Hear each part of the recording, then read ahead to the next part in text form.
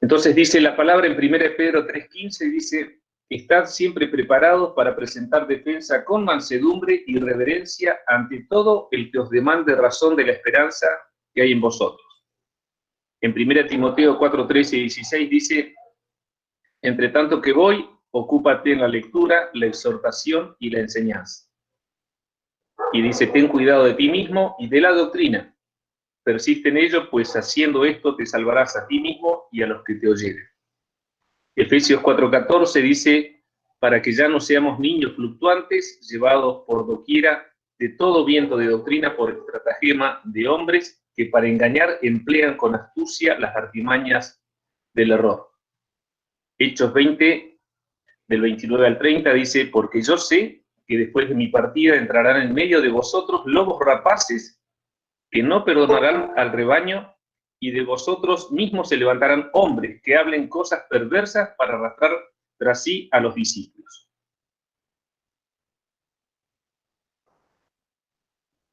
Bien, la Reforma Protestante. Se conoce como Reforma Protestante o simplemente la Reforma al movimiento religioso cristiano iniciado en Alemania en el siglo XVI por Martín Lutero, que llevó a un cisma de la Iglesia Católica para dar origen a numerosas iglesias agrupadas bajo la denominación de protestantismo. La Reforma Protestante tuvo su hito destacable el 31 de octubre de 1517, cuando Lutero clavó en las puertas de la Catedral del Castillo de Wittenberg sus 95 tesis, protestando así contra determinadas medidas que venía tomando la Iglesia Católica. Una de esas medidas era la venta de indulgencias. Indulgencias es un concepto de la teología católica ligado a los conceptos de pecado, penitencia, perdón y purgatorio. Concretamente consistía en poner dinero a la Iglesia Católica para que un familiar muerto pasara rápidamente del purgatorio al paraíso. Acá al lado, tengo acá un Word que tengo todo desarrollado los puntos de lo que era más o menos la reforma protestante propuesta por Lutero. Es largo el material, por eso no lo voy a abrir acá, no lo voy a mostrar, es un Word, pero lo que voy a hacer, porque es mandárselos al correo de cada uno de ustedes para que les quede. Esto fue un material que cuando lo vean les va a parecer llamativo, pero es un material que me dieron acá en Instituto Bíblico en la Iglesia Roca de Ayuda. Y bueno, van a ver todos los puntos que están tratados ahí de lo que era todas estas medidas que tomaba la Iglesia Católica y contra las cuales se levantó Lutero. Así que, finalizada la enseñanza, se los voy a mandar a todos. La Reforma no fue un evento puntual, fue un largo proceso que se produjo porque la fe cristiana, representada por la Iglesia Católica, estaba cada vez más distante de lo que fue la primera Iglesia en tiempo de los apóstoles. La distorsión de la fe comienza sutilmente durante los siglos IV y V. Así aparecen, primero, los dogmas de fe, postulado que se tiene por verdad absoluta y que no puede ponerse en duda. Por ejemplo, un dogma de fe es que María permanece virgen aún después del nacimiento de Jesucristo. Esos son los dogmas de fe, digamos, cosas que se dice que eso es inalterable. El segundo punto es la cristianización de prácticas paganas. Por ejemplo, la confección de imágenes. Tercero, el sincretismo religioso, que es la tendencia a armonizar ideas o creencias diferentes de diferentes religiones. Cuarto, una fe no sustentada en la palabra de Dios. Por ejemplo, las indulgencias, la divinidad de María, la intercesión de los santos, la intermediación sacerdotal ante Dios, etc. Estos eran los puntos contra los cuales estaba en contra Lutero. Pero lo que estamos viendo nosotros hoy es las 5 solas. Bueno, ¿qué son las 5 solas? Son principios fundamentales de la fe cristiana. Están implícitas. Ahí cuando hago un alto es porque me piden entrar y necesito darles una entrada. Vuelvo a leer. Son principios fundamentales de la fe cristiana, están implícitas en las 95 tesis de Lutero. Se fueron definiendo en forma posterior al 31 de octubre de 1517. Las 5 solas son un resumen de verdades no negociables del Evangelio, porque el de fiarnos de estas 5 verdades afecta a nuestra salvación. son la síntesis de un pensamiento bíblico que se fueron elaborando a lo largo del tiempo. No nacieron todas juntas, primero fueron 3 de ellas, pero con diferencias de años. Posteriormente aparecen las últimas 2. Como un resumen les digo, el 31 de octubre de 1517, Lutero clava en las puertas de la catedral del castillo de Wittenberg las 95 tesis. Eran 95 puntos, cada uno de esos puntos tenía detrás de sí una tesis, digamos, todo un material elaborado que justificaba lo que estaban poniendo en cada uno de esos puntos. De todos esos puntos de las 95 tesis, aparecen estas 5 solas, que son 5 postulados básicos de la fe cristiana evangélica.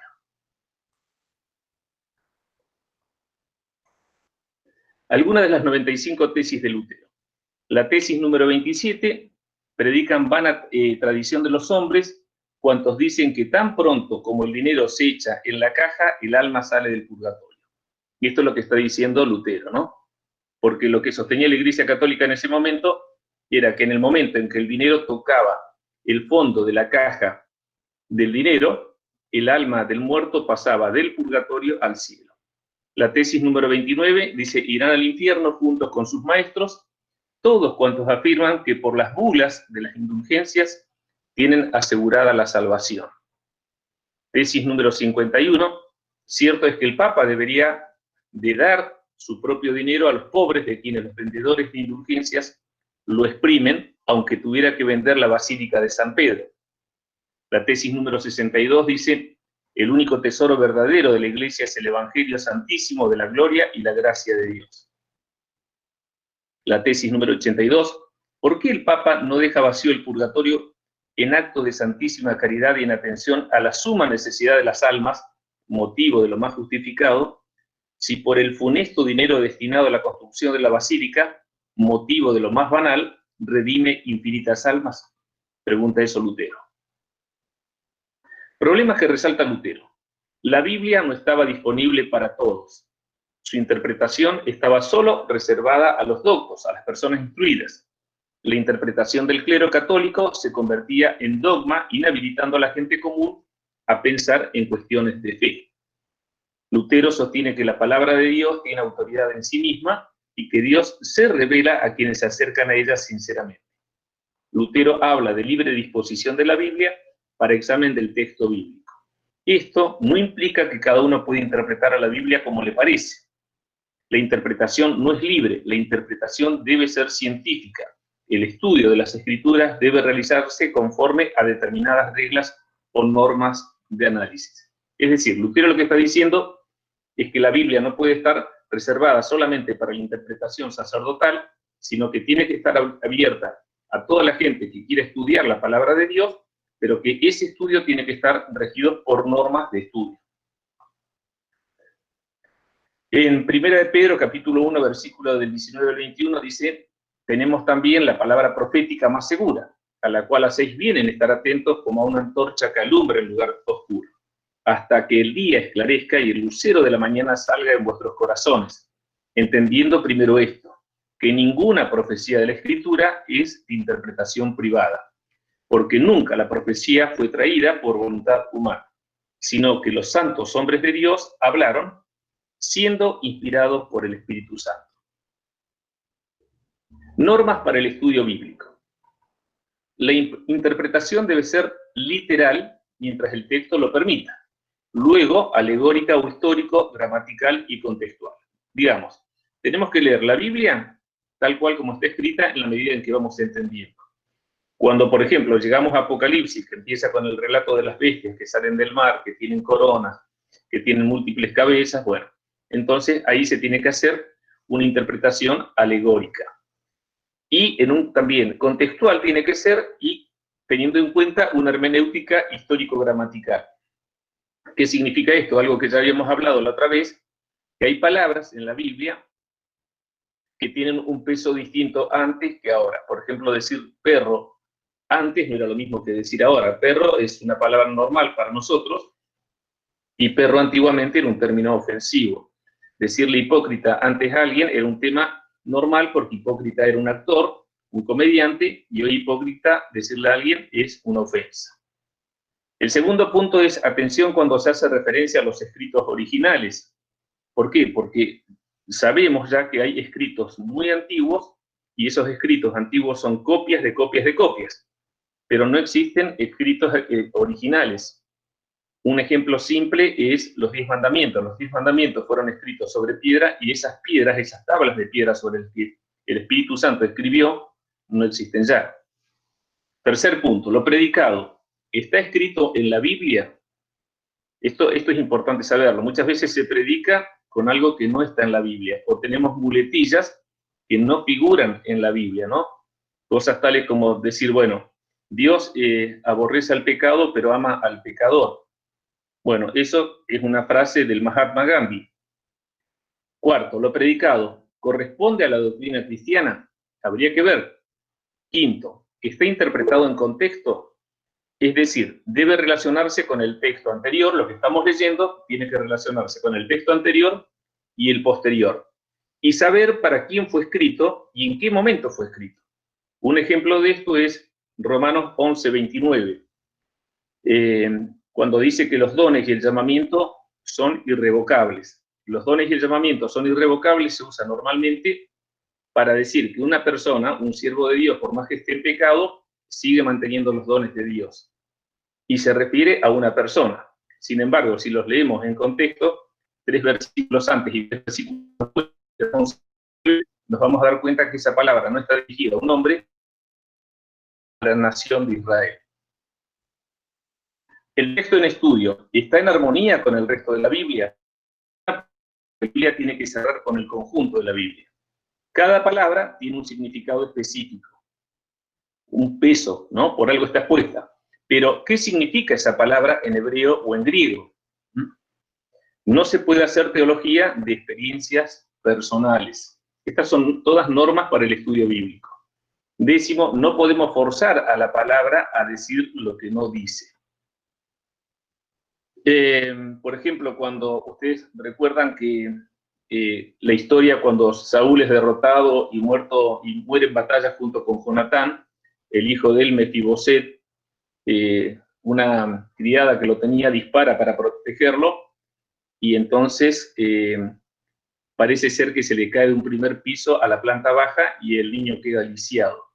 Yo he escuchado prédicas de eso hablando de que fue un problema de paternidad espiritual. Digamos, no podemos forzar a la palabra a decir lo que no dice. No pierda de vista lo sustancial, que el árbol no tape al bosque. Por ejemplo, con esto es el número de la bestia es 666. Hay estudios que dicen que no es 666, sino que es 616. ¿Y esto por qué? Por el daño que tienen el material del cual se toman estos escritos, digamos, son muy antiguos y están muy dañados. Ahora, lo importante no es si es 666 o 616. Lo importante es que hay un sistema y una persona que va a aparecer en el mundo que se opone a todo lo que se llama Dios. Eso es lo importante, no si el número es 666 o 616. El punto número 12 dice, no se puede hacer doctrina de textos del Antiguo Testamento sin compararlos con el Nuevo Testamento. Porque tengamos en cuenta que la revelación fue progresiva y Jesucristo perfecciona todo aquello del Antiguo Testamento. 13. En el Nuevo Testamento las palabras de Jesús son la principal referencia. Lo demás debe estar en armonía con ellas. Este punto es importantísimo, hermano. En el Nuevo Testamento las palabras de Jesús son la principal referencia. Lo demás debe estar en armonía con ellos. Un caso es, por ejemplo, cuando habla Pablo que dice, aunque tuvieras 10.000 años, yo os engendré. Y entonces de ahí toma la gente que habla de paternidad espiritual para decir que Pablo está hablando de lo que es la paternidad espiritual. Cuando simplemente se dirige de una manera afectuosa y diciendo quién los inicia en el Evangelio. ¿Y por qué digo esto? Porque en Mateo 23:9, el Señor Jesús, y en las Biblias que aparece el texto en rojo cuando habla Jesús, dice, a nadie llaméis Padre, hablando de Padre espiritual, en la tierra. Entonces, lo que pesa es la palabra de Dios, lo que pesa es la palabra de Jesús. La palabra de Jesús tiene preeminencia sobre la palabra de cualquiera de los discípulos, incluso la de Pablo sobre la palabra de otros discípulos. Y por último, los pasajes oscuros se interpretan a la luz de los más claros. En enero de 1521, y después de haber sido excomulgado por el Papa León X, Lutero es citado a acudir a una asamblea que se llama la Dieta de Worms, convocada por el emperador Carlos V. Carlos V, para que ustedes sepan, fue el emperador de España y también era conocido como Carlos V del Sacro Imperio Romano Germánico, llamado el César. Reinó en todos los reinos y territorios hispánicos con el nombre de Carlos I, desde 1516 hasta 1556. Asimismo, fue emperador del Sacro Imperio Romano Germánico como Carlos V, desde 1520 a 1558. Digamos que quien lo cita era una persona que era prácticamente, digamos, uno de los principales emperadores del mundo que cita Lutero a esta dieta. En Worms, Lutero debía defenderse de las acusaciones de herejía y pedir perdón por las ofensas cometidas contra la Iglesia Católica. Lutero no cambia de postura y dice: si no se me convence mediante testimonios de la Escritura y claros argumentos de la razón, porque no le creo ni al Papa ni a los concilios, ya que está demostrado que a menudo han errado, contradiciéndose a sí mismos, por los textos de la Sagrada Escritura que he citado, estoy sometido a mi conciencia y ligado a la palabra de Dios. Por eso no puedo ni quiero retractarme de nada, porque hacer algo en contra de la conciencia no es seguro ni saludable. Dios me ayude. Amén. Y estas fueron las palabras de Lutero cuando lo citan a la Dieta de Worms. ¿Cuáles son las 5 solas? Comenzamos por la sola Escritura, que fue escrita en el año 1526. Dice: toda la Escritura es inspirada por Dios y útil para enseñar, para redarguir, para corregir, para instruir en justicia, a fin de que el hombre de Dios sea perfecto, enteramente preparado para toda buena obra. La segunda sola, la otra que aparece, se llama solo por fe. Y esto figura, dice: concluimos pues que el hombre es justificado por fe sin las obras de la ley. Justificados pues por la fe, tenemos paz para con Dios por medio de nuestro Señor Jesucristo. Si ustedes miran, el solo por fe se escribió antes que la otra que leímos, que es la sola Escritura, pero están ordenadas de esta manera. La tercera es solo por gracia, porque por gracia sois salvos por medio de la fe, y esto no de vosotros, pues es don de Dios, no por obras para que nadie se gloríe. La cuarta es solo por Cristo, porque hay un solo Dios y un solo mediador entre Dios y los hombres, Jesucristo hombre. Importantísimo esto, importantísimo, sobre todo para aquellos que están sosteniendo esto que les decía de la paternidad espiritual. Un solo mediador entre Dios y los hombres. Y la última es: solo a Dios sea la gloria, porque de Él y por Él y para Él son todas las cosas. A Él sea la gloria por los siglos. Amén. Solo la Escritura. Esta fue escrita en 1526. Y se refiere a esto: en todos los asuntos de fe y moral, la autoridad final es solamente la Biblia. Básicamente podríamos agrupar las Biblias en 3 grupos. La Biblia evangélica, que tiene 66 libros, son 39 del Antiguo Testamento y 27 del Nuevo Testamento. La Biblia católica, que tiene 73 libros, que son 46, a diferencia de la nuestra, que tiene 39 del Antiguo Testamento y 27 en el Nuevo Testamento. El Antiguo Testamento, con 39 libros, se llaman libros protocanónicos, que surgen del Concilio de Jamnia. Y los otros 7 libros, esto es importante tenerlo en cuenta, son los que aparecen, se llaman deuterocanónicos, y aparecen en el Concilio de Alejandría, que eran los judíos que vivían en Alejandría, en Egipto, se sentían molestos porque no habían considerado esos libros e incorporan estos 7 libros que nosotros les decimos apócrifos al Antiguo Testamento. Tercero, la Biblia de los Testigos de Jehová, llamada traducción Nuevo Mundo. Su contenido en sus referencias a Jesucristo y al Espíritu Santo difiere totalmente de las 2 anteriores. La Tanaj, o Biblia hebrea, consta solamente de los 39 libros del Antiguo Testamento de la Biblia evangélica. Digamos que la Biblia judía, la Tanaj, está formada por los 39 libros nuestros del Antiguo Testamento, que como ya lo he dicho en otras oportunidades, ellos tienen 24 libros, pero el contenido es exactamente el mismo porque agrupan sus libros de otra manera.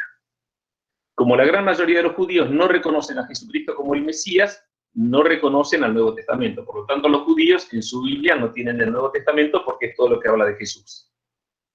Religiones que usan otros libros además de la Biblia. Los católicos, además de la Biblia, cuentan con lo que se llama tradición o catecismo de la Iglesia. Es un libro adicional de 2.865 puntos en los cuales definen cuestiones de fe independientemente de la Biblia. Estos puntos son elaborados por lo que se llama magisterio de la Iglesia Católica.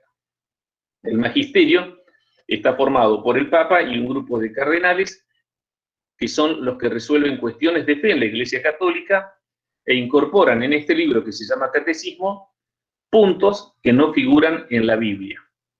Por ejemplo, esto que decíamos, que por ejemplo María no perdió la virginidad al nacer Jesús. Otros más, los mormones, disponen de un libro adicional llamado Libro de Mormón, según ellos, con revelaciones dadas por un ángel al profeta Joseph Smith. De acuerdo con las declaraciones de Joseph Smith, Moroni se le apareció en forma de ángel en 1823 para revelarle dónde se encontraban ocultas unas antiguas planchas de oro. Del contenido de algunas de estas planchas, Smith alegó haber traducido el libro Mormón.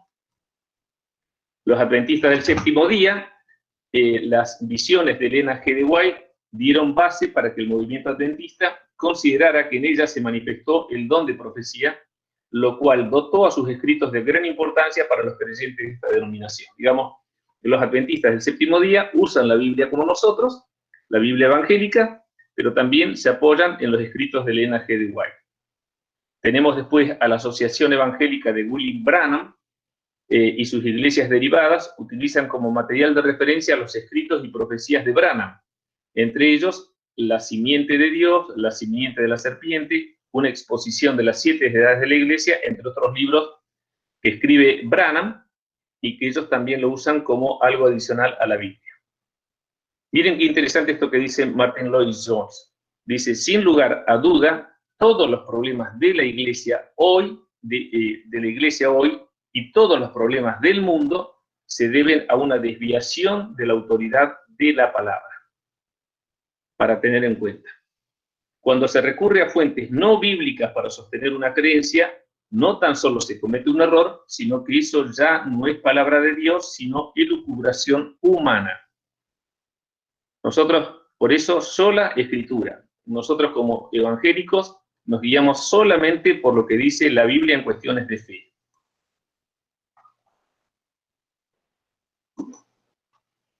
Posición evangélica. Concilio de Inerrancia Bíblica en Chicago de 1978. En el artículo 2 dice, afirmamos que las escrituras son la norma suprema que ata la conciencia y que la autoridad de la Iglesia está subordinada a las escrituras. Negamos que los credos de las iglesias, los concilios o declaraciones tienen una autoridad superior o igual a la autoridad de la Biblia. Negamos eso, dice. La posición católica. La tradición, la escritura y el magisterio de la Iglesia, según el plan prudente de Dios, están unidos y ligados de modo que ninguno puede sostenerse sin los otros. Los tres, cada uno según su carácter y bajo la acción del único Espíritu Santo, contribuyen eficazmente a la salvación de las almas. Vemos que la Iglesia Católica sitúa en un pie de igualdad a la tradición y al magisterio, a la acción del intelecto humano con respecto a las escrituras. Nosotros esto para nada, creemos que la Biblia es solamente palabra de Dios y nada más que la Biblia. Solo escritura no tan solo tiene aplicación para el ámbito eclesiástico, sino para la vida diaria del creyente en Cristo. La segunda sola, solo por gracia, fue escrita en el año 1521. Antes de definir el concepto de gracia, comenzaremos definiendo otros dos conceptos que nos ayudarán a comprender mejor. Primero, el amor de Dios. El amor de Dios es incondicional. El amor de Dios hacia el hombre no está sujeto a ninguna condición, ya que no hay nada en nosotros como para que Dios nos ame. Es decir, Dios nos ama simplemente porque nos ama. En Isaías 64, capítulo 6, dice, si bien todos nosotros somos como suciedad y todas nuestras justicias como trapo de inmundicia.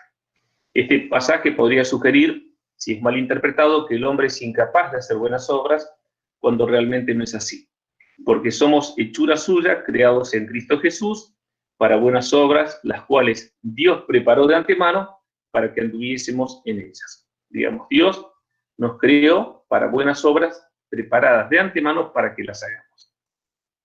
Isaías 64:6 está asociado a un momento particular de la vida de Israel, donde sus mejores obras, como eran ir al templo y ofrecer sacrificios, estaban corrompidos. Ofrecían niños en rituales, eran infieles a la mujer de su juventud, etc. Es decir, adoraban al Dios verdadero a través de rituales paganos y cargados de pecados. En cambio, el amor humano es condicional. Amamos al otro por lo que vemos en él. Y eso que vemos satisface nuestros gustos, preferencias y expectativas. El amor de Dios surge de él mismo. El amor humano surge de lo que el otro me transmite y que decido tomar cuando me satisface. Pablo, en el Nuevo Testamento, dice lo mismo que Isaías. Como está escrito, no hay justo ni aún uno, no hay quien entienda, no hay quien busque a Dios, todos se desviaron, aún se hicieron inútiles. No hay quien haga lo bueno, no hay ni siquiera uno. No hay temor de Dios delante de sus ojos. Pablo nos recuerda que así somos nosotros los hombres, es decir, que en ausencia de la gracia de Dios, nosotros permaneceríamos inútiles, alejados de Dios sin participación de sus promesas, lejos del pueblo de Dios y sin condición meritoria para que Dios nos dé salvación. Todo esto por los 4 motivos citados en Romanos capítulo 3, versículos 10 al 12 y el 18. Porque no hay justo, ni siquiera uno, porque no hay quien busque a Dios, porque nos desviamos tanto que nos convertimos en inútiles, porque no hay temor delante de Dios. El segundo punto que teníamos que ver, como vimos el amor de Dios, es misericordia. Esta palabra está compuesta de otras dos. Miserere, que significa miserias, como fíjense en Buenos Aires, la Plaza Miserere. Miserere, que significa miserias, y cordis, que es corazón. Miserere cordis. Dios conoce las miserias de nuestro corazón y se conduele por ellas. Es por ello que misericordia se define como no recibir lo que merecemos. Eso es misericordia. Dios es cuando Dios no nos da lo que merecemos. Por eso Dios es misericordioso, porque no nos da lo que realmente merecemos, porque somos merecedores de castigo. Y esto es así porque Dios nos ama. Y Dios te declarará los secretos de la sabiduría que son de doble valor que las riquezas. Conocerías entonces que Dios te ha castigado menos de lo que tu iniquidad merece, dice Job, capítulo 11, versículo 6. En este sentido es que Dios no nos da lo que merecemos. Sin embargo, gracia, es recibir lo que no merecemos. Ejemplo, un padre aplica una sanción a su hijo por incumplir con algo que le había mandado, por lo que decide darle 3 azotes al momento de ejecutar el castigo. Solo le da un azote. Esto es misericordia. El niño no recibió lo que merecía. Luego por la tarde lo llevó a pasear y le compró un helado. Esto es gracia. El niño recibió lo que no merecía. Por eso gracia es recibir lo que no merecemos. Por eso somos salvos por gracia, porque estamos recibiendo algo que no merecemos. Gracia es el favor divino, mostrado hacia aquellos que no lo merecen, sino que por el contrario merecen ser enviados al infierno. La gracia es lo opuesto a la justicia. La justicia nos da solo lo que merecemos. La gracia es la bondad de Dios hacia las personas que no la merecen, puesto que ellos han desobedecido a Dios y han proclamado su independencia de Él y de su ley. La gracia es un don, un regalo de Dios, de manera que nadie puede exigirlo como si fuera un derecho, porque entonces dejaría de ser gracia. Dios no debe su gracia a nadie, sino que la concede a los que Él quiere por su propia y soberana voluntad. Podemos regocijarnos en esto, porque los pecadores son salvados por gracia. Esto significa que la persona más pecaminosa puede ser alcanzada por esta gracia. La gracia excluye toda obra por la que el hombre pueda jactarse y le da a Dios toda la gloria de la salvación. Romanos capítulo 11, versículo 5 al 6 dice: así también, aún en este tiempo, ha quedado un remanente escogido por gracia. Y si por gracia, ya no es por obras. De otra manera, la gracia ya no es gracia. Y si por obras, ya no es gracia. De otra manera, la obra ya no es obra. Los ángeles no caídos han experimentado la gracia de Dios. Sin embargo, por su obediencia no han experimentado la misericordia de Dios. Misericordia es un concepto que solo experimenta el ser humano. La tercera sola, solo por fe. Lutero dice que Dios declara justo o salvo a un hombre por la fe que él pone en la obra de Cristo Jesús. Pero arriba a esta conclusión luego de una lucha interna muy grande, pues como sacerdote católico había aprendido que la salvación se alcanza estando en el seno de la Iglesia Católica, cumpliendo los 7 sacramentos católicos y haciendo obras dignas de salvación. Esto era lo que creían los católicos, y esto es lo que creyó Lutero hasta que comenzó a leer la Biblia. Sin embargo, la Biblia dice otra cosa. En Romanos capítulo 1, versículo 17 dice: porque en el Evangelio la justicia de Dios se revela por fe y para fe, como está escrito, mas el justo por la fe vivirá. Por la fe en Jesucristo vivirá, no por ninguna otra cosa. Porque por gracia sois salvos por medio de la fe. Y esto no de vosotros, pues es don de Dios, regalo de Dios, no por obras, para que nadie se gloríe. El medio por el cual podemos alcanzar la gracia de Dios es la fe. Solo la fe en el Hijo de Dios, sin intermediación sacerdotal, ni las virtudes salvíficas de los sacramentos, ni ninguna otra obra humana. Lutero dice: finalmente, meditando día y noche por la misericordia de Dios, yo comencé a entender que la justicia de Dios es aquella a través de la cual el justo vive como un regalo de Dios por fe.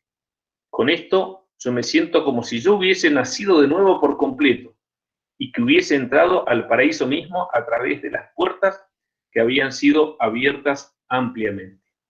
Lutero, antes de esto, se confesaba durante más de 3 horas y afligía su ser con autocastigos corporales, azotes o dormir con un cinturón de espinas, porque pensaba que el sacrificio y el flagelo que se hacía a su cuerpo eran agradables a Dios.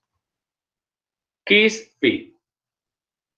Fe no es conocimiento intelectual. Santiago 2:19 dice: ¿tú crees que Dios es uno? Bien haces, también los demonios creen y tiemblan. Tampoco fe es algo temporal. El que dice que permanece en él, en Cristo, debe andar como él anduvo. Fe es confiar en Dios. Ellos dijeron: cree en el Señor Jesucristo y serás salvo tú y tu casa. Creer en Jesucristo no solo es creer en su existencia. Los demonios creen en la existencia de Jesús. Sin embargo, de nada les sirve. En Hebreos capítulo 11, versículo 6 dice: pero sin fe es imposible agradar a Dios, porque es necesario que el que se acerca a Dios crea que le hay y que es galardonador de los que lo buscan. Miren qué hermoso esto, ¿no? Fe es creerle a Dios, es decidir confiar en Dios. Cuando esto sucede, cuando creemos en su palabra, en sus promesas, entonces llega paz a nuestras vidas, porque el Espíritu nos ha dado a conocer quién es nuestro necesario y suficiente Salvador. Confiar y tener fe es lo mismo. Confiar está formado por 2 palabras. Confiar es cum más fides, cum fides, con fe. Es decir, vivir con fe. Confío porque le creo cada día hasta el final. Números 23:19 dice: Dios no es hombre para que mienta, ni hijo de hombre para que se arrepienta. Él dijo y no hará, habló y no lo ejecutará. Él es nuestro Salvador. Fuera de él no hay esperanza. Así que si el Hijo os libertare, seréis verdaderamente libres. Esto lo vamos a ver al final, que es un tema del Salmo 46, que es el salmo que canta Lutero, hermoso salmo. Solo Cristo, es la cuarta sola. Jesús le dijo, yo soy el camino y la verdad y la vida. Nadie viene al Padre sino por mí. Observe que Jesús dice, yo soy el camino, la verdad y la vida. No dice un camino, una verdad y una vida. Él es determinante, no es una opción más. Él es la única opción. En la tradición judía, el camino era la puerta de acceso al atrio que conducía al tabernáculo. La verdad era la puerta que brindaba acceso al lugar santo y la vida era el velo de entrada al lugar santísimo. Durante la crucifixión, el velo se rasgó. Jesús no tan solo se está presentando, sino que Él está revelando conceptos vitales para llegar al Padre.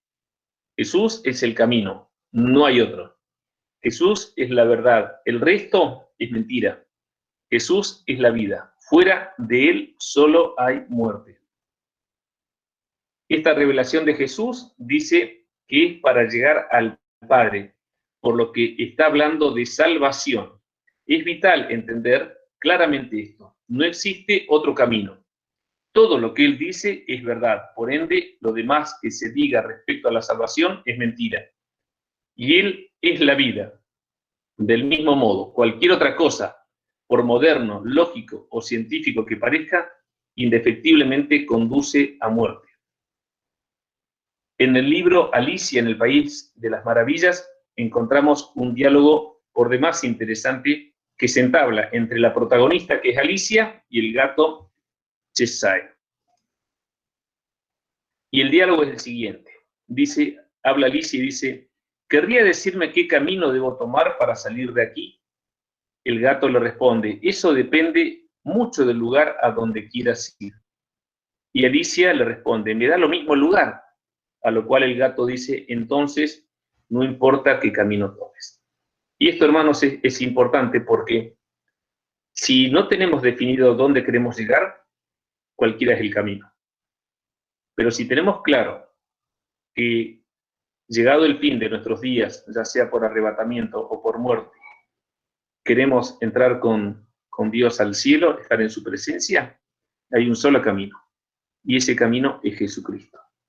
Por eso es tan importante definirnos y saber qué es lo que queremos de nuestras vidas. Hay gente que vive sin saber lo que quiere. Y así vive, de fracaso en fracaso. Si uno sabe perfectamente lo que uno quiere, que es la salvación, es solamente un camino. Y ese camino es Jesús. Elegimos con cuidado nuestra profesión, nuestro auto y otros. Quizá no ponemos tanto cuidado al elegir a nuestra compañera de vida y directamente no consideramos seriamente nuestra salvación, porque son tantas las urgencias, los compromisos, las situaciones que nos agobian diariamente, que la salvación se reduce a un concepto religioso. Y aunque nos interesen, no profundizamos y por ende no manejamos. Tal vez el mejor escenario sea, la pregunta es, ¿la salvación se pierde o no se pierde? ¿Salvos por fe o por obras? ¿O por una combinación de ambos? ¿Salvos de qué? ¿Cómo sé que soy salvo? Porque también existen otros escenarios que el propio hombre en su vanidad construye prescindiendo de Dios. Caminos en el desierto, moralidad, filosofía, esfuerzo humano, religiones, meditación, teoría científica, etc. La palabra en Juan 10, versículo 1 al 4 y del 7 al 9 dice, de cierto os digo, el que no entra por la puerta en el redil de las ovejas, sino que sube por otra parte, ese es ladrón y salteador. Mas el que entra por la puerta, el pastor de las ovejas es. A este abre el portero, y las ovejas oyen su voz, y a sus ovejas llama por nombre y las saca. Y cuando ha sacado fuera todas las propias, va delante de ellas y las ovejas le siguen porque conocen su voz. Volvió pues Jesús a decirles, de cierto os digo yo, Jesucristo, yo soy la puerta de las ovejas. Todo Antes de mí vinieron, ladrones son y salteadores, pero no los oyeron las ovejas. Yo soy la puerta, el que por mí entrare será salvo, y entrará y saldrá y hallará pastos. En Israel existen rediles muy grandes, capaces de albergar hasta 6 rebaños de ovejas.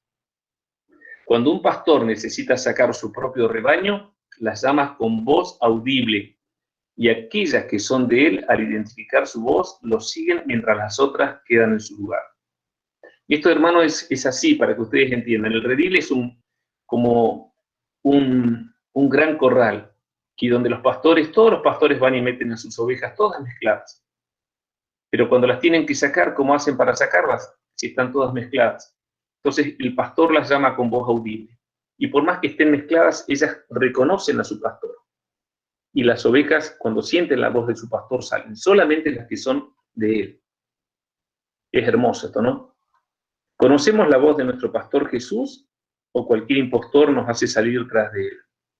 Si no es Jesús, es un impostor, es un ladrón, trabaja para el enemigo, el cual Dios quiere que todos los hombres sean salvos y vengan al conocimiento de la verdad, porque hay un solo Dios y un solo mediador entre Dios y los hombres, Jesucristo hombre. Así dice en 1 Timoteo capítulo 2, versículos 4 al 5. No hay otro mediador para llegar al Padre, solo Cristo. La última sola. Solo a Dios sea la gloria. Y en Salmos 115, el versículo 1 dice, no a nosotros, oh Jehová, no a nosotros, sino a tu nombre da gloria, por tu misericordia, por tu verdad. El salmista es enfático al decir que no es al hombre a quien se debe dar gloria, sino solo a Dios. Pablo, al igual que el salmista, dice lo mismo, pero avanza un poco más y nos da detalles de cómo dar la gloria a Dios. Si pues coméis o bebéis o hacéis otra cosa, hacedlo todo para la gloria de Dios. Lo llamativo es que nos dice que la gloria no solo debe ser en un contexto de culto, de oración, de alabanza o de adoración, sino que nos habla de actos diarios, tan simples como comer o beber. Es más, Pablo dice hacedlo todo. La palabra todo nos indica que no se excluye ninguna cosa, todo. Es más, considera la profundidad de lo que dice el profeta Isaías. Todos los llamados de mi nombre, para gloria mía los he creado, los formé y los hice. ¿Alcanzamos a comprender? Fuimos creados con el propósito de dar gloria a Dios, glorificar a Dios con nuestra vida.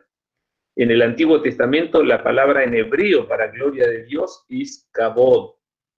Hace referencia a algo de peso. Es usada como honor, excelencia y reputación. Miren esto, hermano, esto no, tómenlo en cuenta. En el Antiguo Testamento, la palabra en hebreo para gloria de Dios es kabod. Hace referencia a algo de peso, tiene un peso sobre nuestra vida. Es usada como honor, excelencia, reputación, porque la gloria de Dios hace referencia a lo que irradia su misma presencia. Su gloria es la presencia activa y visible de su presencia. Es imposible mantenerse en pie en su presencia. Es imposible no ser conmovidos, llorar o reír de gozo cuando nos alcanza su gloria. Aún en el silencio de la creación, la gloria de Dios se manifiesta. Salmos 19:1 dice, los cielos cuentan la gloria de Dios y el firmamento anuncia la obra de sus manos.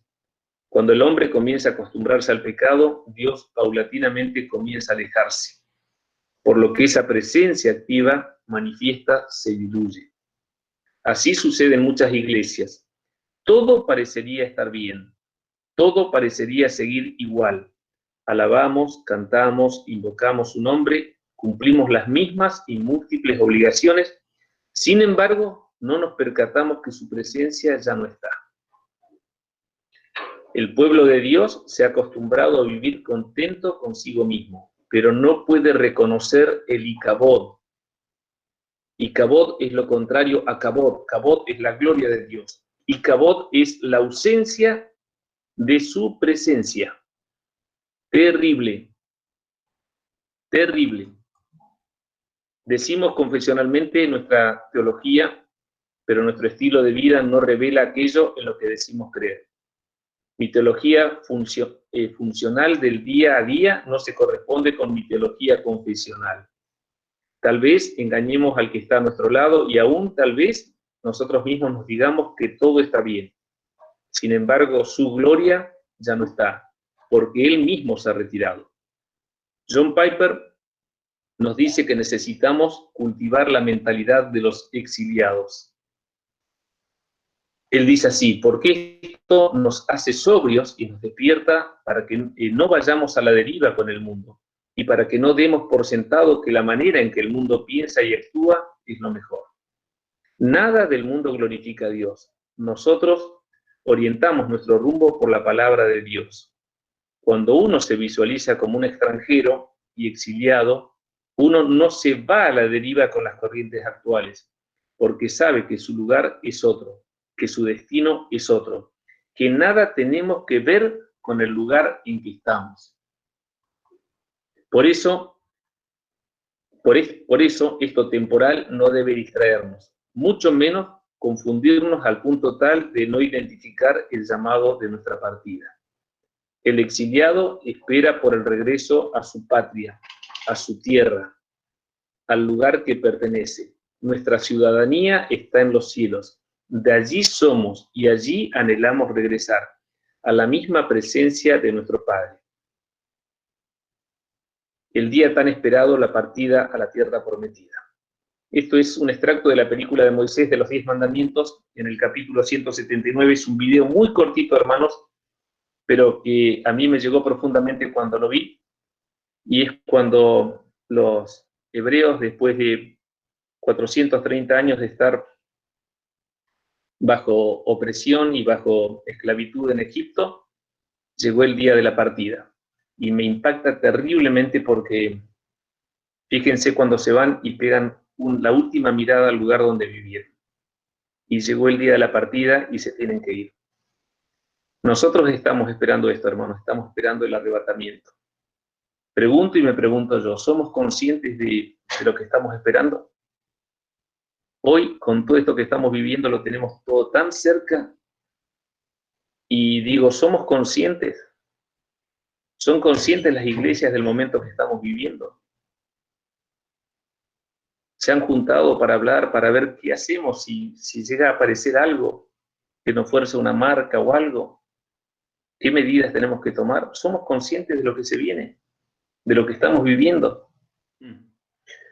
No sé ustedes, pero a mí me súper conmueve porque digo, esto que vivieron ellos es lo que estamos esperando nosotros. Y el día que suene la trompeta en nuestro interior,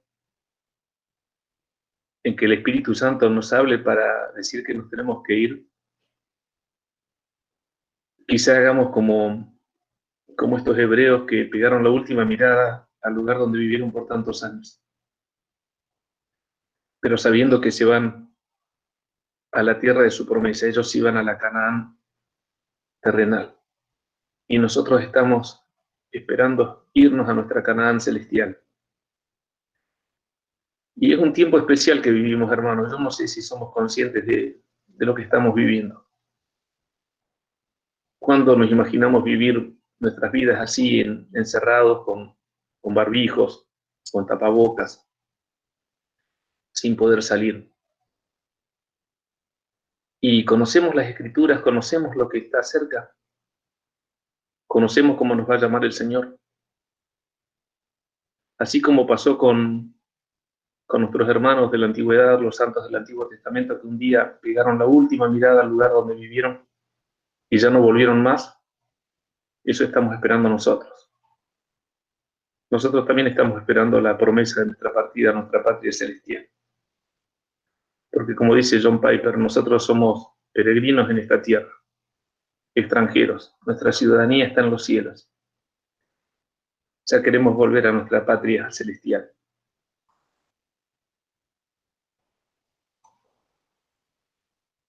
acá terminamos.